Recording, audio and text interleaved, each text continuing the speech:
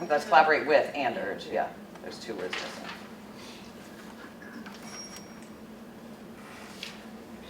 Michelle, Yes? on the paragraph that follows that one, Yes. the 3rd line, it should be community colleges. Okay.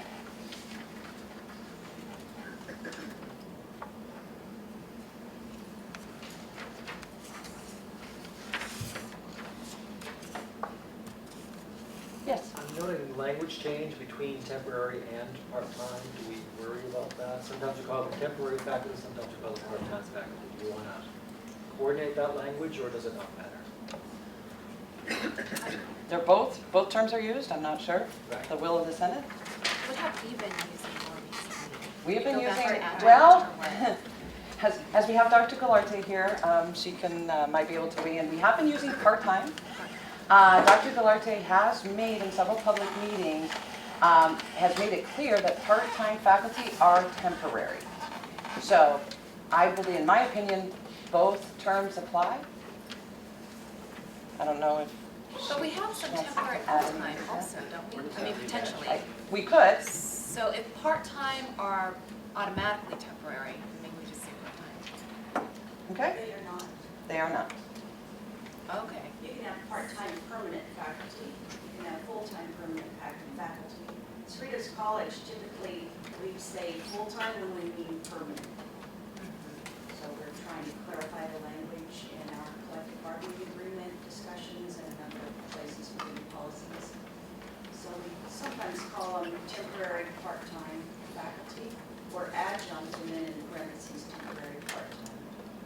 So either way, I think the message is clear. I think the language needs to be consistent though through the document. Do we want to put in then temporary part-time every time it's mentioned? So both terms are there? Or just part-time. I think temporary is appropriate. Because you could have part-time permanent faculty. I also personally think that temporary part-time strengthens this because the point is to try to help these part-timers be permanent. Okay? I'll make that those changes. Sure. Jack, did you have something? Is this going to be directed at the governor and at the Department of Finance? Is that where this would go after this step? Yes.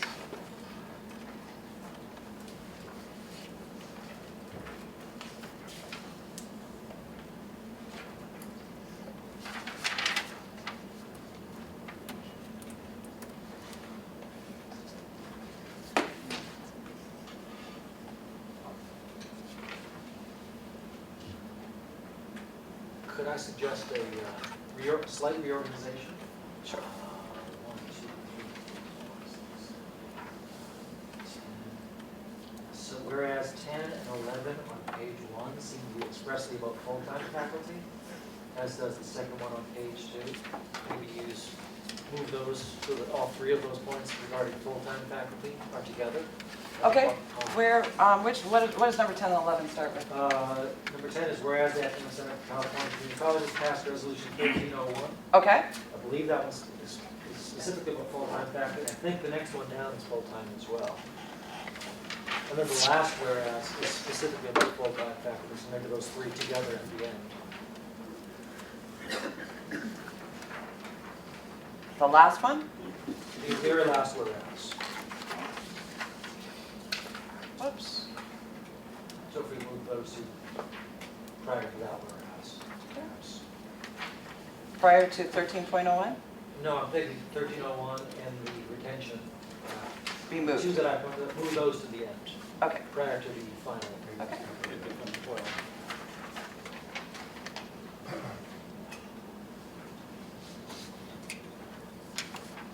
These 2, yes?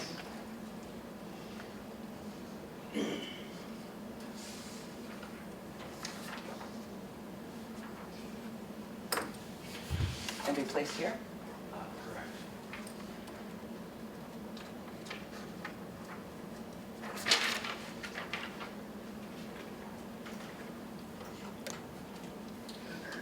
Yes. It's just a quick item. I didn't see in here the state senate and president. We shared this to the consultation council with the state chancellor. I do not know. That is the California Participatory Governance Group. And since this is suggesting that these governor for additional funding. Requests come through the state chancellor to the governor. Mhm. So it might be useful to provide it at the consultation council. Yeah, I can certainly find out if that's occurring. I'm sure that it is, but I do not know. There was no statement made to that effect. Yes? I think an R is missing in the 8th whereas the Board of Governors.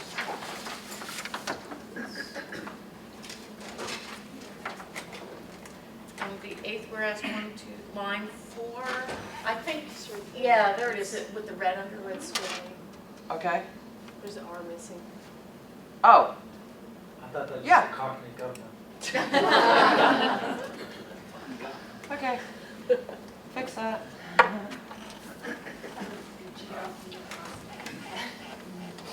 right. Any other comments or changes? Yes, Solomon. I just want to respond to, I think, Marian and Jack's question. From what I heard from CFT, I believe something similar along these lines was presented to the legislature last year, and there was support, but since it was not included in the governor's budget, he wasn't supportive. So the reason why they want all this to be done before December 5th is they want this to be included in the governor's budget. That's at least the context. Anything else? Do we have a motion to approve the resolution? Okay, Stephen, 10 seconds. Any more discussion?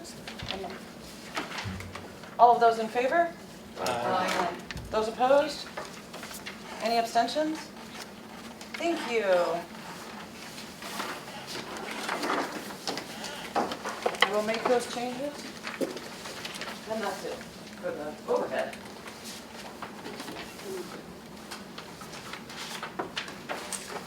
Okay,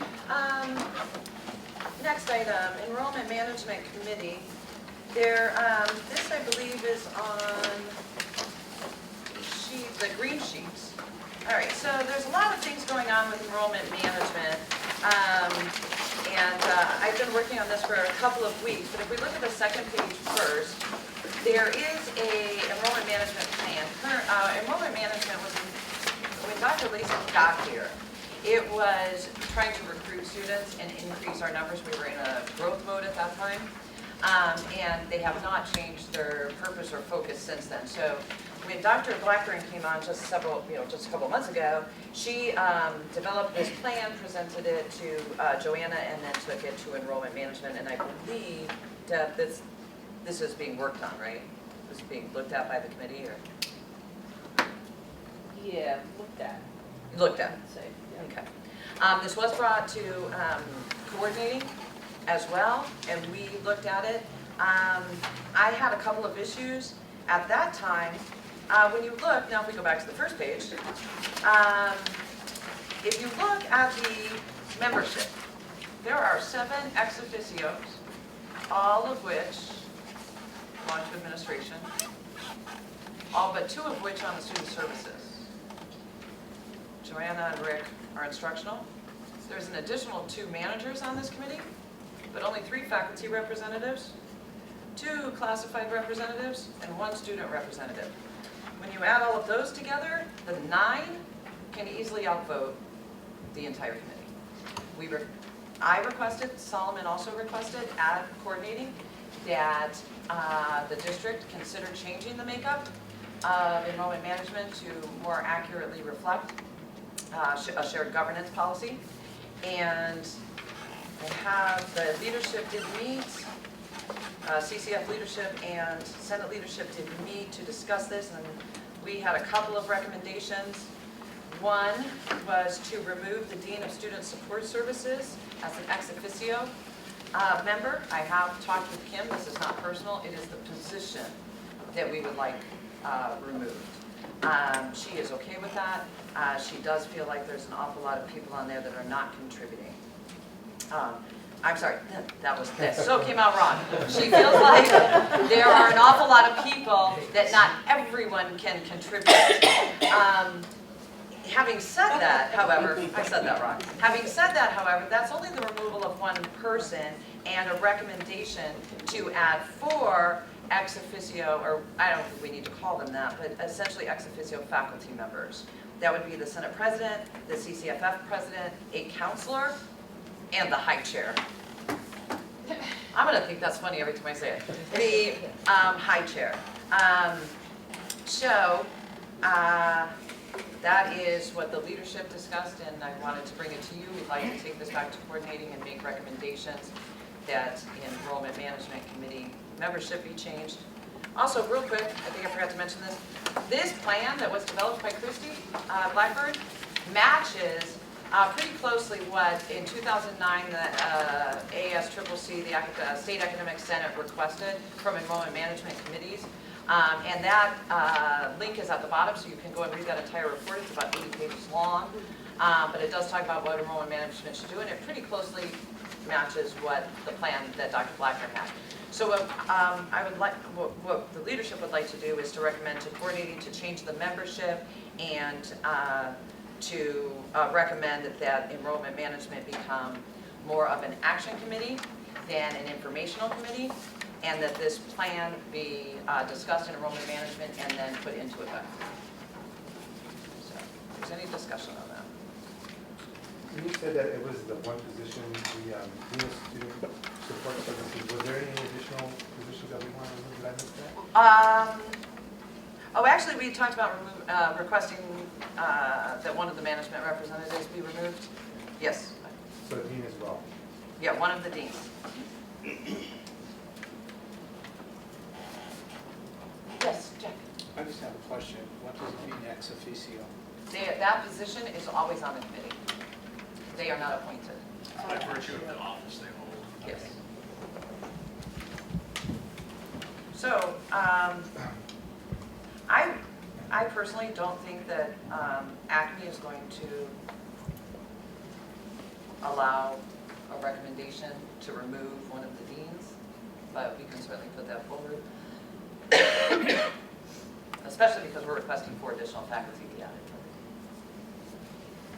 Tracy.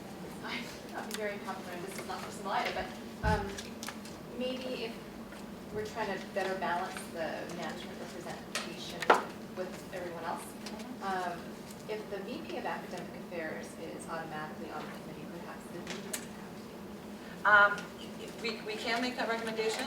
The leadership, when we met last week, did not want to remove that because, as I think is our next agenda item, there does seem to be some disconnect between student services and instruction. And we felt, not in addition to adding members to this to create more faculty involvement, that to also bridge the gap between student services and instruction. So we can certainly make the recommendations because Joanna is on there. Rick does work for Joanna. And that would be fine, but we had not recommended that that be done because we wanted to bridge the gap between instruction. But I think the number of instructional faculty on there can certainly take care of that. So, would you like to do that? I don't know. I was just thinking, just to, balance things out, but. Yeah. If you think the No, I dean's think- role does serve more as a bridge to.